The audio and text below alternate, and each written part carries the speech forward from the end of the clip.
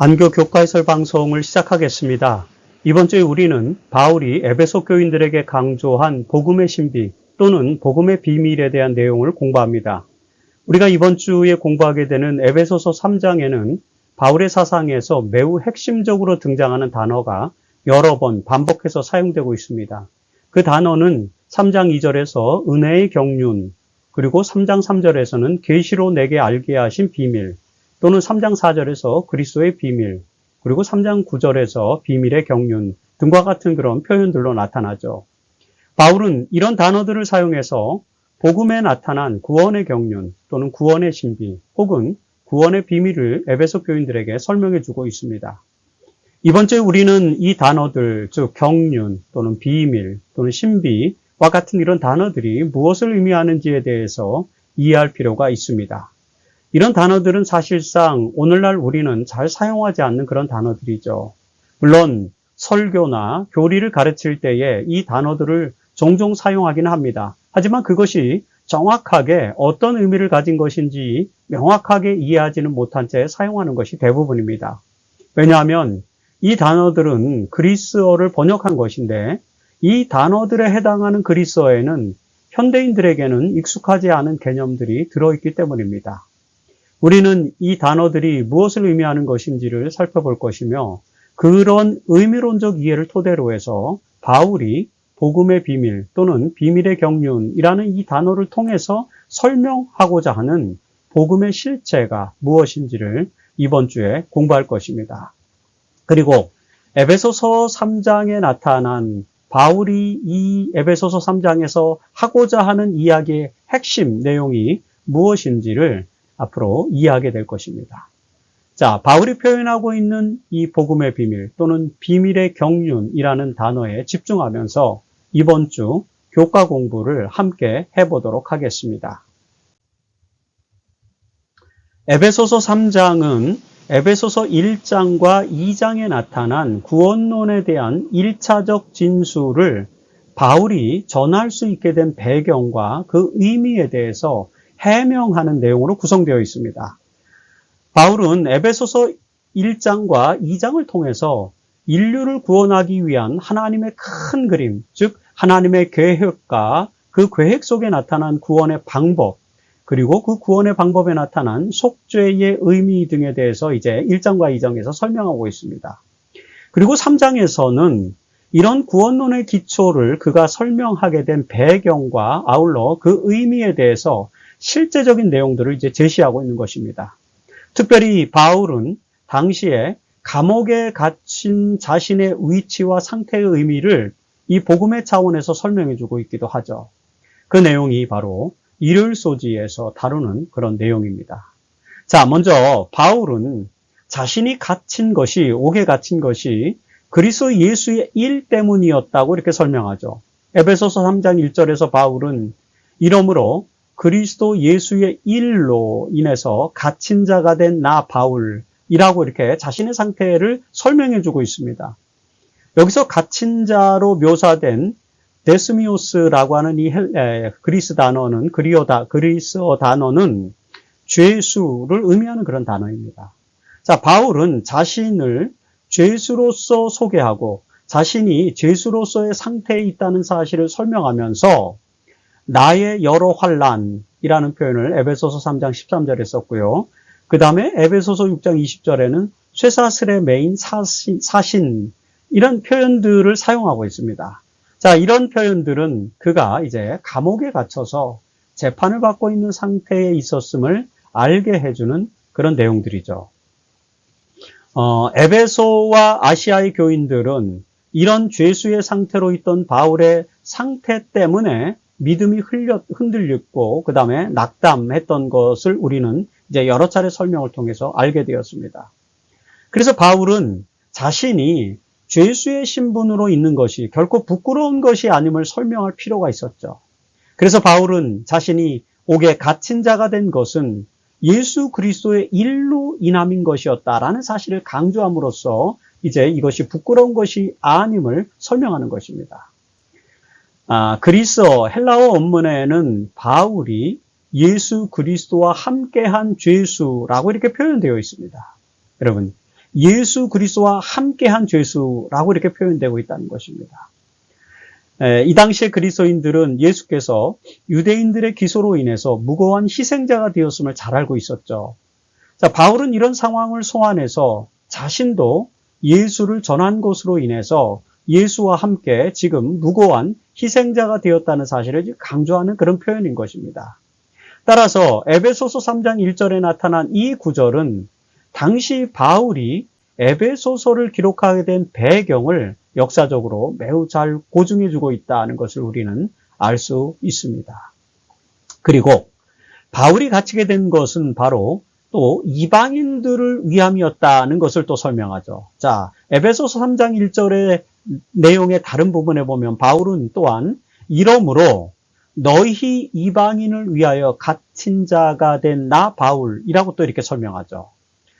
여러분, 바울이 유대인들의 기소로 인해 체포되어 로마의 감옥에 갇혀 재판을 받게 된 것은 에베소에 사는 그리스도인들과 같이 유대인이 아닌 이방인들을 위한 것이라는 점을 지금 바울은 강조하는 것입니다. 사실 에베소서 3장 2절로 12절의 내용은 바로 이 너희 이방인을 위하여 갇힌 자 된 나 바울이라는 이 표현을 구체적으로 해명하는 내용들로 구성되어 있습니다. 이에 대한 구체적인 내용들은 월요일 소지에서 우리가 살펴보게 될 것입니다.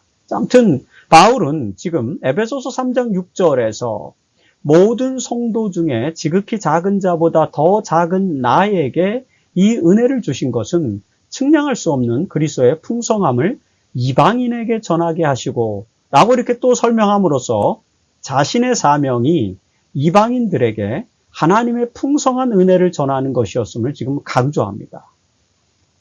이런 그의 복음의 사명으로 인해서 그가 옥에 갇히게 되었기 때문에 그의 투옥과 재판은 결국 이방인을 위한 것이라는 점을 지금 강조하는 것입니다. 특별히 바울은 그가 죄수로서 감옥에 갇힌 것이 영광스러운 것임을 또 강조하죠. 자, 에베소서 3장 13절에서 그는 그러므로 너희에게 구하노니 너희를 위한 나의 여러 환난에 대해 낙심하지 말라. 이는 너희의 영광이니라 라고 이렇게 강조를 합니다. 자, 바울은 자신의 고난이 너희를 위한 나의 여러 환난이라고 설명하는 것이죠. 바울은 복음을 전하는 동안에 많은 환난을 받았음을 우리는 매우 잘 알고 있습니다. 고린도후서 11장 23절에 보면 거기서 바울은 내가 수고를 넘치도록 하고 옥에 갇히기도 더 많이 하고 매도 수없이 맞고 여러 번 죽을 뻔하였으니 라고 이렇게 기록하죠. 그리고 여러분 그 고린도후서 11장 그 이후에 24절로 27절까지 읽어보면 그가 이제 어떠한 고난을 받았는지 이런 것들에 대해서 매우 상세하게 열거를 합니다. 자, 이런 바울의 고난들은 모두 이방인들을 위해 복음을 전하다가 겪은 환난들이라는 것입니다. 그래서 바울은 이런 여러 환난들이 너희의 영광이니라 라고 이렇게 분명하게 말할 수 있었던 것입니다. 바울은 그리스도의 복음의 비밀을 이방인들에게 전파하였고요. 그리고 그로 인해서 겪은 이 고난들을 영광으로 받아들였습니다. 이 놀라운 바울의 고백이 에베소 교인들에게 어떤 위로가 되었을지 여러분 상상해 보시기 바랍니다. 그리고 그것은 바울이 이런 고난 중에도 하나님께 영광을 돌리며 이 모든 것이 하나님의 영광을 위함이었다라고 고백하는 이런 고백은 사실 2000년 전의 에베소 교인들 뿐만 아니라 21세기를 사는 오늘 우리에게도 희망을 가져다주는 그런 메시지가 된다는 사실을 우리는 일요일 소지에서 기억해야 될 필요가 있습니다. 자, 바울은 자신이 예수의 일로 인해 갇힌 자가 된 것은 바로 에베소 교인들과 같은 이방인들을 위함이었음을 강조했다는 말씀을 드렸습니다. 그러면서 바울은 자신이 그들에게 전파해야만 했던 이 복음의 내용이 무엇인지를 또 설명해 줍니다. 그 내용은 바로 에베소서 3장 1절로 6절에 나타나 있죠. 자, 월요일 소지에서 우리는 에베소서 3장 1절로 6절에 나타나는 이 복음의 비밀, 즉 바울이 감옥에 갇히는 위험을 감수하면서까지 이방인들에게 전하고자 했던 이 복음의 경륜에 대해서 설명합니다.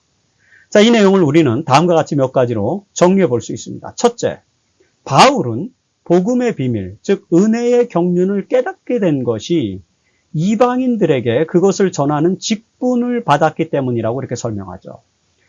그것이 에베소서 3장 2절에 나타납니다. 자, 에베소서 3장 2절에서 바울은 너희를 위하여, 즉 이방인들을 위하여 내게 주신 하나님의 그 은혜의 경륜을 너희가 들었을 터이라고 이렇게 설명합니다. 자, 바울이 하나님께로부터 받아 깨닫게 된 그 은혜의 경륜이라고 하는 것은 3절에 보면 계시로 내게 비밀을 알게 하신 것이라고 또 이렇게 표현합니다. 다시 말해서 하나님께서 계시를 통해서 바울에게 알게 해주신 비밀이라고 하는 것은 곧 그리스도를 통한 구원의 복음을 말하는 것이다 라는 것으로 정리해 볼 수 있는 것입니다. 자, 이 구원의 복음을 이방인들에게 전하는 것이 바울이 받은 은혜의 경륜이라는 것입니다. 여러분, 여기서 경륜으로 번역된 이 단어, 그리스어로 오이코노미아라고 하는 단어인데, 사실 이 단어는 하나님의 집의 업무를 담당하는 직분을 의미하는 단어입니다. 다시 말해서 바울은 하나님의 복음의 비밀을 전하는 은혜의 직분을 받았다라고 하는 것으로 우리는 읽을 수 있는 것입니다.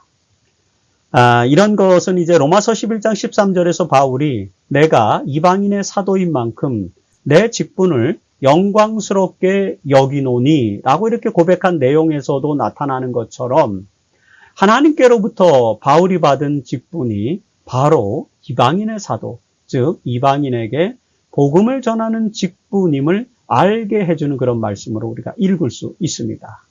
여러분, 바울은 에베소 교인들에게 자신의 직분, 그 이방인의 사도로서의 자신의 직분을 설명하면서 이 예수의 일로 인해서, 이 직분으로 인해서 갇히게 된 것에 대해서 설명하고, 그리고 그런 설명을 통해서 실망하거나 낙담하지 말도록 지금 교훈하고 있는 것을 우리는 깨닫게 됩니다. 그리고 둘째, 바울의 사역으로 인해서 이방인들이 복음의 비밀을 알게 되었다는 것이죠. 자, 에베소서 3장 3절로 4절에서 바울은 곧 계시로 내게 비밀을 알게 하신 것은 내가 간단히 기록함과 같으니 그것을 읽으면 내가 그리스도의 비밀을 깨달은 것을 너희가 알 수 있으리라. 이렇게 설명하지 않습니까? 자, 바울은 하나님께로부터 계시를 받아서 복음의 비밀을 알게 되었고요. 그리고 그 깨달은 복음의 비밀을 또 기록하였습니다.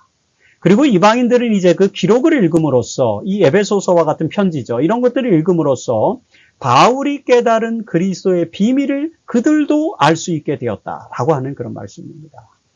여러분, 바울이 기록한 로마서라든지 갈라디아서 그리고 에베소서와 같은 이 책들은 모두 이런 복음의 비밀을 담고 있습니다. 그리고 그 편지를 읽는 독자들 또한 바울과 같이 복음의 비밀을 깨닫게 될 것입니다. 이런 바울의 설명은 에베소 교인들뿐만 아니라 21세기를 살고 있는 오늘 우리들에게도 중요한 말씀이죠. 왜냐하면 에베소 교인들과 같은 이 당시의 이방인들처럼 오늘 우리도 바울의 글을 읽고 복음의 비밀을 깨닫게 되기 때문인 것입니다. 그 놀라운 기별을 우리는 늘 마음속에 품고 살아야 될 것이라고 또 말씀을 드릴 수 있습니다.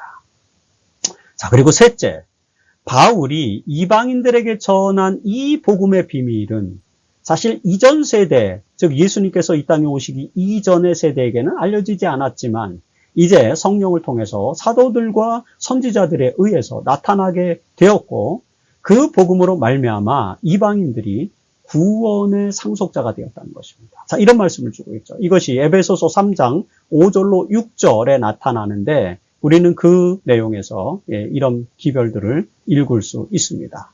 에베소서 3장 5절로 6절은 이렇게 기록되어 있죠. 이제 그의 거룩한 사도들과 선지자들에게 성령으로 나타내신 것 같이 다른 세대에서는 사람의 아들들에게 알리지 아니하셨으니 이는 이방인들이 복음으로 말미암아 그리스도 예수 안에서 함께 상속자가 되고 함께 지체가 되고 또 함께 약속에 참여한 자가 됨이라. 그런 말씀이죠. 자, 이 말씀의 의미, 대강 이해는 가지만 직접적으로 이것이 무엇을 의미하는지 아주 명쾌하게 이해는 잘 안 되죠. 하지만 그 말씀의 의미가 무엇인지를 어느 정도는 우리는 이해를 하게 됩니다. 제가 설명을 좀 드리겠습니다. 자, 바울이 전하는 복음의 비밀은 이전 세대의 사람의 아들들, 즉 인류들, 여기서 사람의 아들들이라는 말은 모든 인류, 온 인류를 표현하는 그런 단어로 여러분 읽으시면 됩니다. 원어가 그렇게 또 설명해주고 있습니다. 자, 인류에게는 알려지지 않은 것들이었습니다. 그러나 이제 그 비밀이 성령의 사역으로 인해서 사도들과 그리고 초기 교회의 선지자들 통해서 나타났습니다. 여기서 사도들과 선지자들이라는 표현은 여기서 선지자는 구약의 선지자를 말하는 것이 아니라 사도들과 또 이 초기 교회에서 선지자들로 활동했던 사람들을 말하는 것입니다. 그렇게 이해하시면 됩니다. 자, 이처럼 복음의 비밀이 성령에 의해서 사도들과 초기 교회 선지자들에 의해서 알려지게 됨으로써 여기에는 이제 바울도 포함되겠죠. 그래서 이방인들도 결국에는 그리스도의 복음을 알게 되었고 뿐만 아니라 그 그리스도 안에서 이제는 상속자가 되었고 약속의 자녀가 되었다는 것입니다. 자, 이런 편지의 내용을 읽으면서 에베소 교인들은 이제 그들의 흔들렸던 신앙을 바로잡고 믿음을 가지는 그런 용기와 감동을 얻었을 거라고 생각을 합니다. 여러분들도 그런 감동을 느껴보시게 되기를 바랍니다. 하나님께서 바울을 택하셔서 이방인들에게 복음의 비밀을 알게 하신 이 놀라운 섭리로 인해서 세워진 이 교회는 이제 하나님의 그 지혜를 온 세계와 하늘의 통치자들에게 드러내고 있다고 또 바울은 고백하죠. 이런 내용이 에베소서 3장 7절로 13절에 기록되어 있습니다. 자, 우리는 에베소서 3장 7절로 13절에 기록된 내용들을 통해서 하나님께서 복음의 비밀을 통해서 드러내시는 당신의 지혜가 또 무엇인지를 살펴볼 수 있습니다. 자, 먼저 교회를 세우시는 하나님의 섭리에 나타난 지혜는 그 복음의 사역이 인간의 능력이 아니라 하나님의 은혜로 이루어졌다라고 하는 것입니다. 바울은 이방인들을 위한 하나님의 복음의 사역이 자신의 능력이 아니라 하나님의 은혜의 선물에 의해서 이루어졌음을 고백하고 있습니다. 그것이 에베소서 3장 7절로 8절에 나타납니다. 자, 읽어볼까요? 이 복음을 위하여 그의 능력이 역사하시는 대로 내게 주신 하나님의 은혜의 선물을 따라 내가 일꾼이 되었노라. 모든 성도 중에 지극히 작은 자보다 더 작은 나에게 이 은혜를 주신 것은 측량할 수 없는 그리스도의 풍성함을 이방인에게 전하게 하시고 라는 이런 말씀이죠. 자, 여러분, 바울은 자신이 복음의 일꾼이 된 것이 성령의 능력이 역사하심으로써 주어진 하나님의 은혜의 선물이라고 고백합니다. 이처럼 바울이 복음의 일꾼이 된 것은 성령의 능력으로 인한 것이었습니다. 그 성령의 능력은 하나님의 은혜의 선물로 또 주어진 것이죠. 따라서 이 복음의 비밀 안에서 바울은 자신이 지극히 작은 자에 불과하다는 사실을 또 고백합니다. 여러분, 하나님은 천사가 아니라 지극히 작은 인간을 택하셔서 당신의 복음의 비밀을 전하게 하시죠. 물론 그것이 가능하도록 하기 위해서 이제 은혜의 선물을 주시는데 바로 그 은혜의 선물로 주신 것이 바로 성령의 능력인 것입니다. 그 성령의 능력을 우리에게 부어주신 것이죠. 이 놀라운 하나님의 지혜를 우리는 기억해야 한다는 것입니다. 지금도 하나님께서는 지극히 작은 우리에게 성령의 능력을 주셔서 당신의 사역을 이루고자 계획하시죠. 우리는 그런 하나님의 지혜를 찬양하며 바울처럼 순종하는 그리스도의 종이 되어야 하는 것입니다. 그리고 여러분, 인류를 구원하시는 하나님의 이 지혜의 경륜은 그리스도 안에서 영원전부터 목적한 것이었다는 점이 또 다른 지혜의 그런 말씀이라는 것입니다. 자, 에베소서 3장 11절에서 보면 곧 영원부터 우리 주 그리스도 예수 안에서 예정하신 뜻대로 하신 것이라는 그런 기록이 나오죠. 하나님의 구원의 경륜은 그리스도 안에서 영원전부터 계획된 것이라는 그런 말씀입니다. 사실 우리말 성경에 이 예정하신으로 이렇게 번역된 단어가 있는데 사실 이 단어는 예정론을 설명하는 그 predestination 그런 단어가 아닙니다. 여기 그 그리스어 헬라어로는 프로테시스라고 표현되어 있습니다. 이 단어는 계획이라는 뜻입니다.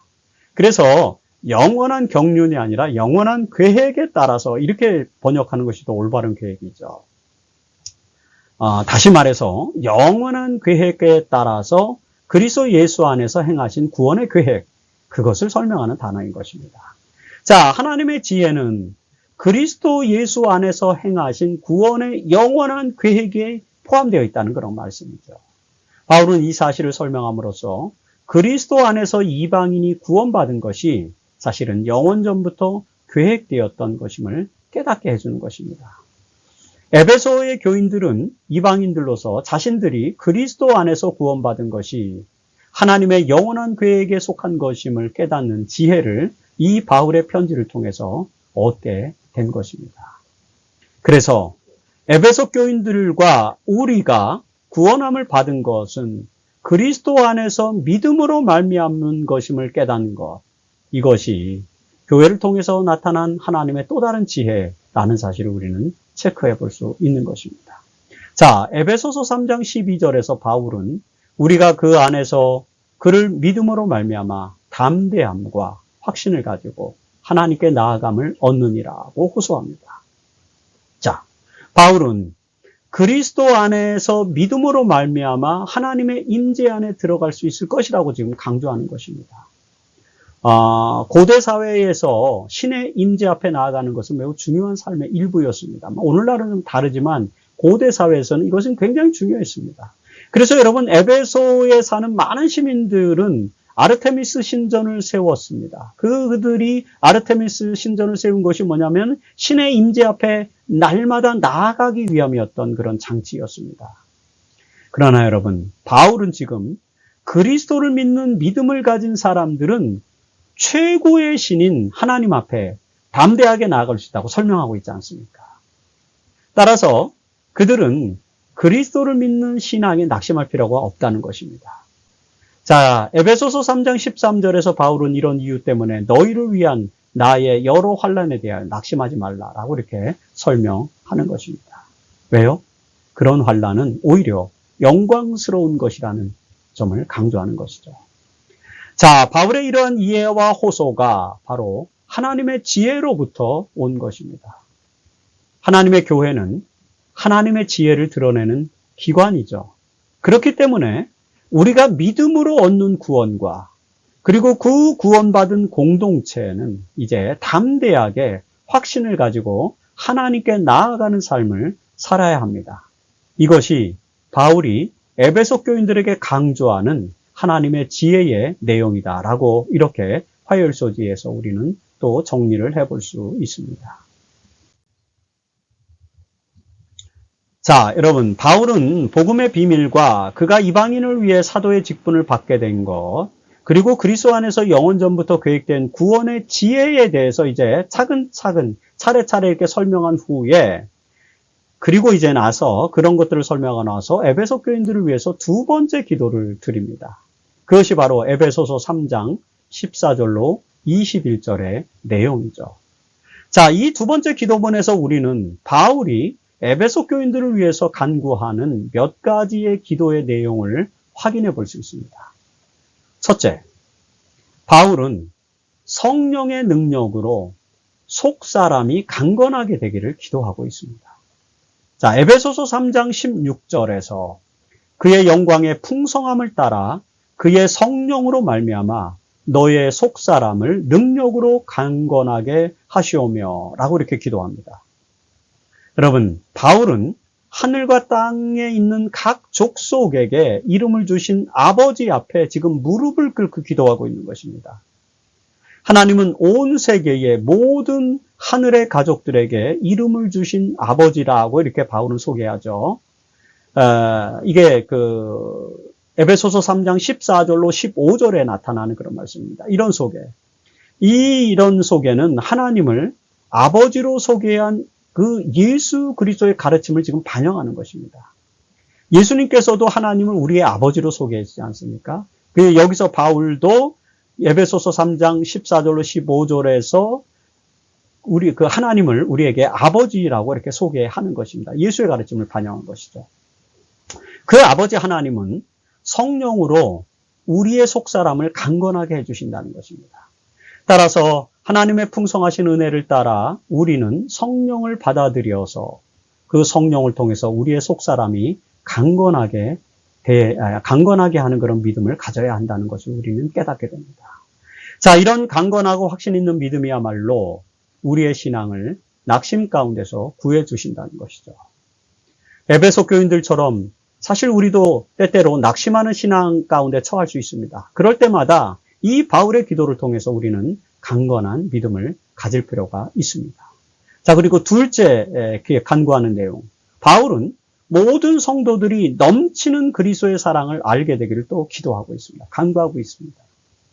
자, 에베소서 3장 18절에서 바울은 능히 모든 성도와 함께 지식에 넘치는 그리스도의 사랑을 알고 라고 이렇게 간구의 기도를 드리죠. 자, 우리가 지식에 넘치는 그리스도의 사랑을 깨닫기 위해서는 믿음으로 말미암아 성장해야 되죠. 17절에 보면은 믿음으로 말미암아 그리고 그리스도께서 너희 마음에 계시게 하옵시고 그리고 또 사랑 가운데서 뿌리가 박히고 터가 굳어져서 뭐 이런 표현들을 통해서 그리스도의 사랑을 알게 된다라고 이렇게 지금 바울은 설명하고 있습니다. 17절에서. 여기에 그리스도인들의 영적 삶의 체험이 묘사되어 있습니다. 자, 우리는 성령의 은총에 따라서 믿음으로 그리스도를 받아들이고 그리고 그분이 우리의 마음속에 거주하도록 그리스도 안에서 살아야 하고 그리고 하나님의 사랑 가운데서 우리의 신앙의 뿌리를 내리고 그리고 털을 잡아서 충만한 믿음의 영적인 경험을 해야 한다는 것입니다. 사실 이것이 우리의 노력으로는 이루어질 수 없는 것이기 때문에 바울과 같은 기도가 우리에게 필요한 것이죠. 우리는 하나님께 기도함으로 우리의 마음속에 그리스도께서 털을 잡고 그리고 우리의 마음속에 그리스도께서 거하시도록 해야만 합니다. 그것이 성도들의 삶의 모습이다라고 바울은 설명하고 있는 것입니다.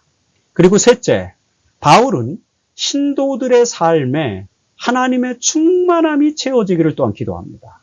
자, 에베소서 3장 19절에서 그 그리스도의 사랑의 넓이와 길이와 높이와 깊이가 어떠함을 깨달아서 하나님의 모든 충만한 것으로 너희에게 충만하게 하시기를 구하노라, 간구하노라 이렇게 기도합니다. 자, 하나님의 모든 것, 즉 하나님의 사랑과 그의 은혜의 충만함은 그리스도의 사랑 가운데 나타나 있죠. 바울은 그리스도의 사랑의 넓이와 길이와 높이와 깊이에 대해서 우리가 깨달아야 한다고 강조합니다. 그래야만 하나님의 사랑의 풍성함에 포함될 수 있다. 그런 말씀이죠. 자, 사실 이 표현은 이제 여기서 뭐 넓이, 길이, 높이, 깊이 이런 것들은 입체적으로 광대한 그리스도의 사랑을 묘사하는 그런 표현법입니다. 그리스도 안에서 나타난 하나님의 사랑은 사실 그 규모를 측량할 수가 없다는 것이죠. 여러분, 에베소의 시민들은요, 아르테미스 신의 영향력을 표현하기 위해서 거대한 신전을 세웠습니다. 세계 7대 불가사의 중에 하나의 신전을 세웠지 않습니까? 그것은 그 아르테미스 여신의 영향력이 이렇게 거대하다는 것을 표현하기 위해서 그들이 만든 것입니다. 그러나 그리스도의 사랑은요, 지금 여기서 바울은 그리스도의 그 사랑은 넓이와 길이와 높이와 깊이 이런 것들을 설명하면서 이런 거대한 아르테미스 여신의 신전의 규모와도 비교할 수 없는 그런 입체적인 규모를 가지고 있다라는 것을 설명하기 위해서 지금 바울이 이런 표현을 쓰고 있다는 것 여러분들이 또 기억할 필요가 있습니다. 이런 비교할 수 없는 사랑의 크기를 설명하기 위해서 바울은 입체적인 표현을 지금 사용하고 있는 것이다 라고 볼 수 있는 것이죠. 바울은 에베소의 교인들이 이런 그리스도의 사랑의 크기를 깨닫기를 간구하고 있습니다. 우리는 하나님의 사랑의 크기를 깨닫고 있는지 우리 자신들을 또한 되돌아봐야 되겠죠. 이 가늠할 수 없는 그 크기를 가늠할 수 없는 하나님과 그리스도의 사랑을 깨닫기 위해서 우리는 바울처럼 기도해야 됩니다. 그리고 그 사랑의 규모를 우리가 깨닫게 되면 우리는 하나님의 모든 충만함으로 가득 채워질 것이라는 것이죠. 그렇게 하나님의 충만함으로 채워질 때 우리는 신앙의 낙담으로부터 벗어나서 하나님께 찬양과 영광을 돌릴 수 있을 것입니다.